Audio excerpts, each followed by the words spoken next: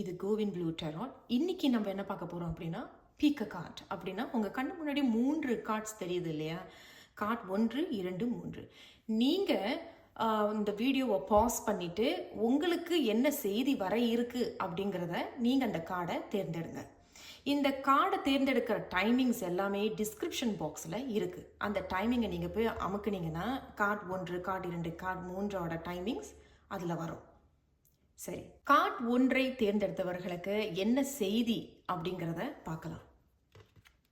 வா, உங்களுக்கு ace of swords வந்திருக்கு. இந்த ஏஸ் ஆஃப் ஸ்வாட்ஸ் வந்து ஏஸ் அப்படின்னாலே ஒரு புது ஆரம்பம், ஒரு புது தொடக்கம், ஒரு விஷயத்தை நீங்கள் இப்போ ஆரம்பிக்க போறீங்க, அல்லது ஒரு புது தொழிலாக இருக்கலாம், இல்லை உங்களுக்கு கிடைச்ச ஒரு உத்தியோகமாக இருக்கலாம். அப்புறம் வந்து நீங்கள் ஏதோ ஒரு விஷயத்தை நீங்கள் இப்போ கூட நீங்கள் யோசிச்சுட்டு இருந்திருப்பீங்க.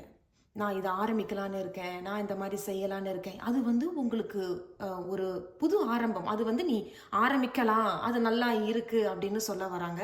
அண்ட் ஸ்வாட்ஸ் அப்படிங்கிறது உங்களுக்கு சரியில்லாத விஷயங்களை நீங்கள் வெட்டி விடுறீங்க.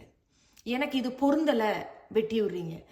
சில ஆட்களில் கூட நீங்கள் வெட்டி விடுறீங்க. என்னால் இவங்களோட பழகினேன்னா எனக்கு இது சரிப்பட்டு வரலை, என்னால் வந்து இவங்களோட ஒத்து போக முடியல அப்படின்னு யூஆர் கட்டிங் திங்ஸ் அவுட். அப்புறம் நீங்கள் அதை வெட்டி விடுறீங்க. அண்ட் ஏஸ் ஆஃப் ஸ்வாட்ஸ் அப்படிங்கிறது எதெல்லாம் உங்களுக்கு பொருந்தலையோ நீங்கள் அதெல்லாம் வெட்டி விட்டுட்டு இப்போ நீங்கள் வந்து உங்களுக்குள்ளேயே ஒரு புத்துணர்ச்சி, ஒரு கிளாரிட்டி, ஒரு புது தொடக்கம், ஒரு புது ஆரம்பம். ஏன்னா ஏஸ் ஆஃப் ஸ்வாட்ஸுங்கிறது உங்களுக்கு கிடைக்கக்கூடிய ஒரு ஆசீர்வாதம். ஸோ அதெல்லாம் நீங்கள் வெட்டி விட்டுட்டு நீங்கள் ஒரு புது ஆளாக ஒரு விஷயத்தை நீங்கள் தொடங்குறீங்க, ஆரம்பிக்கிறீங்க. இப்போ சில பேருக்கு வந்து ப்ரொமோஷன் கூட கிடைக்கிறதுக்கும் வாய்ப்பு இருக்குது.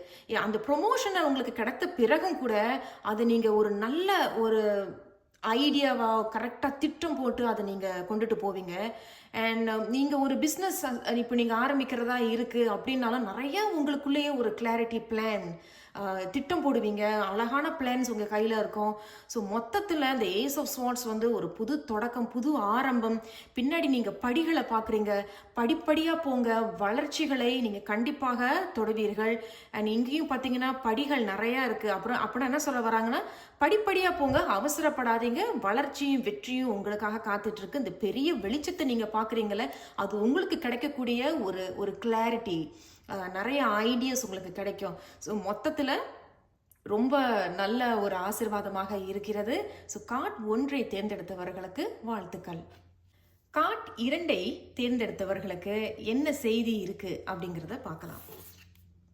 வா, உங்களுக்கு 8 ஆஃப் வாண்ட்ஸ் வந்திருக்கு. 8 ஆஃப் வாண்ட்ஸ் வந்து ஒரு ரொம்ப நல்ல ஒரு செய்தி உங்களுக்காக காத்துட்ருக்கு. ஏன்னா 8 ஆஃப் வாண்ட்ஸ் அப்படின்னாலே பேசிக்கலி டெராட்ல வந்து என்ன சொல்றாங்கன்னா, ஒரு கம்யூனிகேஷன், ஒரு நல்ல செய்தி வர இருக்கு, அல்லது நீங்க ஒருத்தவங்கிட்ட போய் ஒரு நல்ல ஒரு முடிவை சொல்றீங்க, அல்லது நல்ல ஒரு செய்தி ஒன்று பேச இருக்கிறீங்க.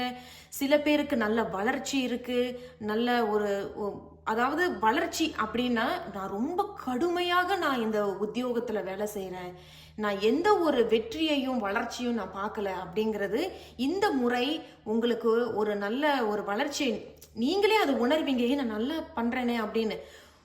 அப்போ நம்ம அதை சொன்னது போல ஒரு செய்தி ஒன்று வரும் இல்லையா? அப்போ உங்களை வந்து பாராட்டுவார்கள். பரவாயில்லண்ணே, நீ இத்தனை வருஷமா நல்ல கடுமையா நீ உழைச்சதுக்கு இந்த வாட்டி உனக்கு ஒரு பாராட்டுகள் கிடைக்கிறதோ, வளர்ச்சி கிடைக்கிறதோ இருக்கு. மறைமுகமாக வெற்றியும் காத்து கொண்டிருக்கிறது.